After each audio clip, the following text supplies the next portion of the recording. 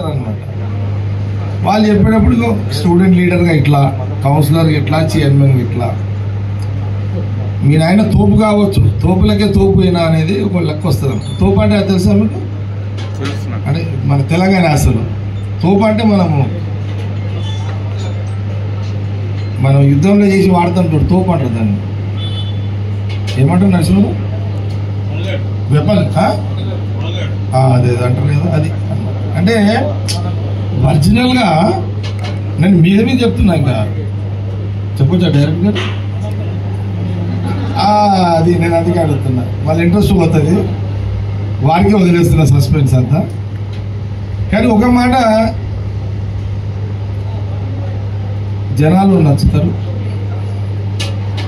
నా నిజ జీవితంలో ఒక 4 అంశాలని, అందులో నా కష్టం, నా బాధలు, నా ఆవేదన, నా ప్రయత్నాలు, కుట్రలు, నా మీద జరిగిన కుట్రలు, కుతంత్రాలు,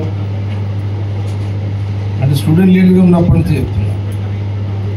అంటే మీరు ఇంకా అప్పటికి, ఇది ఎప్పటిదంటే ఇది 84-85లో మీరు పుట్టిన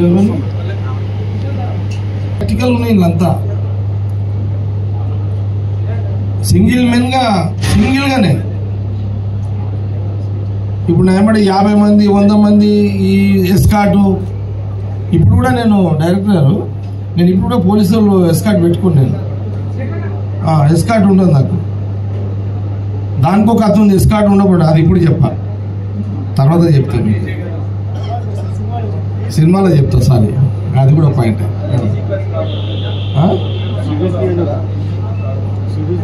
చెప్పలేము, ఉండొచ్చు.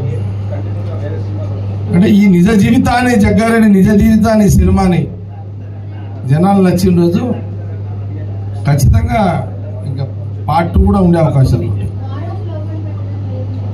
డైరెక్ట్గా చెప్పాలి, ప్రేమలే కదా.